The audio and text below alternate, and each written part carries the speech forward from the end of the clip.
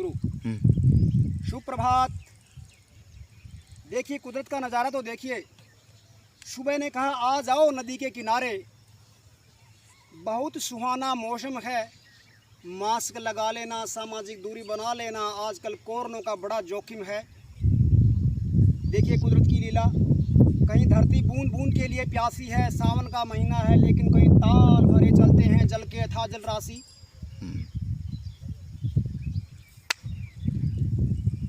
कहीं सावन सूखा न आंचल भीगा, ताल भरे कहीं चलते हैं। धरती पर कहीं बर्फ गिरी है, कहीं रेत के टीले तपते हैं। नागफणी पर कांटे लगते तो फूल कमल पर खिलते हैं। रोम रोम के वासी कन्हैया सारी माया रचते हैं। सुप्रभात मित्रों को। आज उस विषय को, रामायण के श्री रामचरितमानस के उस विषय को लेकर, जिसके सुंदरकांड के अंतिम भाग में महाकवि तुलसीदास जी ने जो एक चौपाई लिखी है, उसके ऊपर कुछ सज्जन मित्र, अच्छे स्वभाव के मित्र उसको कुछ गलत अर्थ निकाल लेते हैं। उसको तर्क की कसौटी पर आज कसेंगे। लेकिन जो मलिन स्वभाव के अभंगु लोग होते हैं, जिनको इसके पीछे स्वार्थ छुपा होता है, उसका गलत अर्थ निकालने के पीछे, उनका तो विधि ही उसके ऊपर विचार कर सकती है। तो उस विषय तक पहुंचने के लिए मैं कुछ चौपाइयों का वर्णन करता हूं, कुछ पठन करता हूं। श्री राम सागर किनारे पहुंचे हुए कपि सेना के साथ में। वानरराज सुग्रीव और विभीषण से मंत्रणा करते हैं, भाई इस अथाह जल राशि को कैसे पार किया जाए, लंका पर चढ़ाई कैसे की जाए।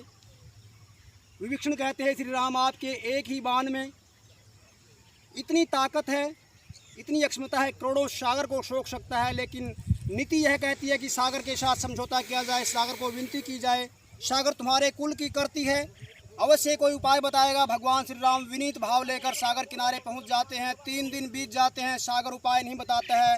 श्री राम क्रोधित हो जाते हैं। लक्ष्मण अग्निबाण लेकर आओ, सागर को सोख लूंगा। विनय न मानते जल्दी जड़ 3 दिन गए बीती, बोले राम स्कोप तब भय बिनु होय न प्रीति।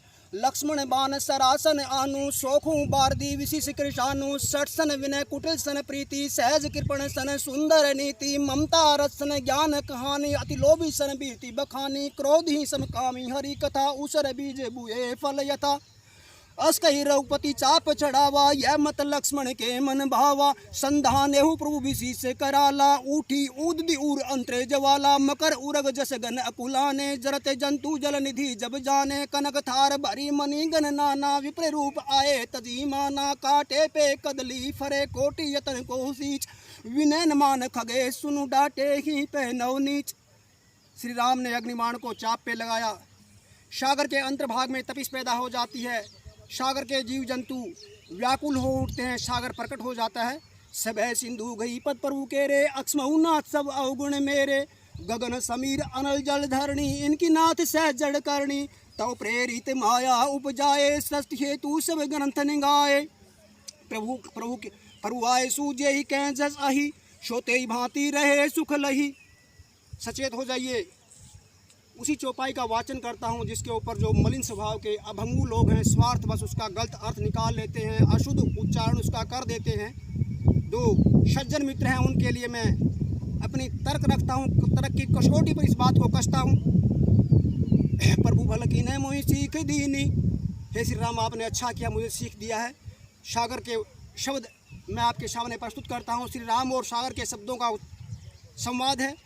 प्रभु भल की ने मोहि सीख दीनी, मर्यादा सब तुमरी कीनी। ढोल गवार शूद्र पशु नारी, ये सब ताड़न के अधिकारी।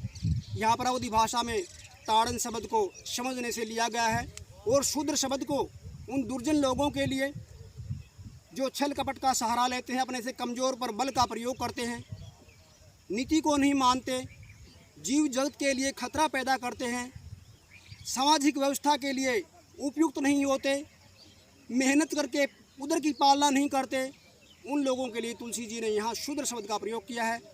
ऐसे लोगों को समाज की व्यवस्था इकट्ठा होकर दंडित कर दिया करती है। सज्जन और भले पुरुष हर समाज में मिल जाते हैं, हर जाति धर्म में मिल जाते हैं, और दुर्जन लोग भी हर जगह मिल जाते हैं। तो मैं करबद्ध अनुरोध करता हूँ लोगों से, जो सही स्वभाव के लोग हैं, सच्चे मित्र हैं। इस उपनिषद पर महाकवि तुलसीदास जी द्वारा रचित श्री रामचरितमानस पर अपनी श्रद्धा को बनाए रखें, सत्य सनातन को सहारा देते रहें। अब सागर आगे कहता है कि सेतु को बनवा लीजिए, लंका पर चढ़ाई हो जाएगी। प्रभु प्रताप में जाब सुखाई, उतरी कटक ने मोरी बढ़ाई। प्रभु आज्ञा पेले सूरती गाई, सोई करहूँ जो तुम्ही सुहाई। सोई करहूँ जो तुम्ही सुहाई, सुनत विनीत वचनति कह कृपालु मुस्काए। जय विधि उतरे कपि कटक तात, सो करहूँ उपाय। हे भाई वैसा उपाय करो कपि सेना पार उतर जाए। नाथ नील लल कपि धों भाई, लड़काई ऋषि आशीष पाई। नील और लल का नाम बताता है। लड़काई ऋषि आशीष पाई, जिनके पर्श किए गिरि भारे, तरिहन जल्दी पर ताप तुम्हारे। जिनके पर्श स्पर्श करने से ही पत्थर शिलाएं तैर जाती है। ई विधि नाथ पयोधि बंधाइए, मैं पुनि ऊर्धरी प्रभु प्रभुताई, करियो बल अनुमान सहाय। ई विधि नाथ पयोधि बंधाइए, जय यशु से लोकति हूँ गाइए। रामेश्वरम सेतु बन जाता है। लंका और भारत के सागर के बीच में विश्व प्रसिद्ध है, अभी भी मौजूद है रामेश्वरम सेतु। अभी सेतु बनकर तैयार होता है। ए विधि नाथ पयोधि बंधाइए, जय यशु से लोकति हूँ गाइए। यही शर्मम उत्तर तटवासी। हे नाथ, इस अग्निबाण से निशाचरों का भक्षण करो। यही शर्मम उत्तर तटवासी, हतहु नाथ खलगन अगरासी। सुनि कृपालु सागर मन पीरा, तुरति हरि राम रणधीरा। देखी राम बल अतुलित भारी, हर्षि पयो निधि भयो सुखारी। सकल चरित कहीं प्रभु सुनावा, चरण बंदी पाथो दी सिधावा। निज भवन गवन हेऊ, सिंधु सिर रघुपति यह मत भायऊ। यह चरित कली मल हर यथामति दास तुलसी गायऊ। सुख भवन संसेद मन समन विषाद रघुपति गुण गना। तजी सकलास भरोस गावे, सुनहि सज्जन सुठी मना। सकल सुमंगल दायक रघुनायक गुणगान, सादर सुनहि ते तरखी भव सिंधु बिना जलियान। रामा सिंधु बिना जलियान। ये सुंदरकांड शांति का प्रतीक है, श्री हनुमान को समर्पित है। तो श्री हनुमान जी को नमन करते हैं एक बार। अतुलित बल धामम हेम शैलावधेयम, धनुष बन कृषाण ज्ञान इनाम गर्गणम। सकल गुण निधानम वान राणाम, दीसम रघुपति प्रिय भक्तम वात जातम नमामि। अब मौसम के लिहाज से कुछ उमंग हो जाए। कर्पूर गौरम करुणानितारम, संसार सारम भुजगेन्द्रघारम। सदा वसंतम हृदयारविंदे, भवम भवानी सहितम नमामि। भवम भवानी सहितम नमामि। नीलांबुज श्यामल कोमलांगम, सीता समारोपित्वाम भागम। पाणु महासायक चारु चापम, नमामि रामम रघुवंशीनाथम। नमामि रामम रघुवंशीनाथम। यच्युतं केशवं कृष्ण दामोदरम, राम नारायणम जानकी वल्लभम।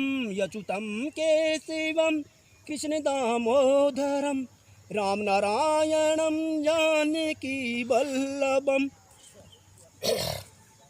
तो कहते हैं सर्वे भवन्तु सुखिनः सर्वे सन्तु निरामयः। सनातन तो इस विचार को सहारा देने वाला है।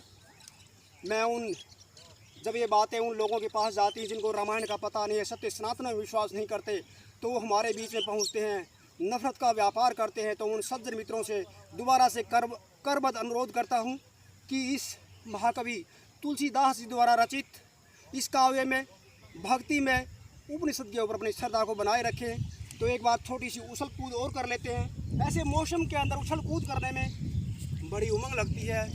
युवा लोगों से मैं कहता हूं कि नित्य ही अभ्यास करें, व्यायाम करें। कोहरनो आपका क्या कर पाएगा।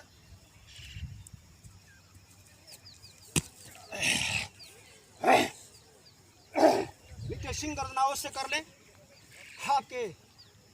आपके विरोधी भी कुछ सोचते रहेंगे, आपके नज़दीक नहीं पहुंचेंगे, आपके गले को सपोर्ट मिलती रहेगी, सहारा मिलता रहेगा। सिंह गर्जना करना बहुत जरूरी है।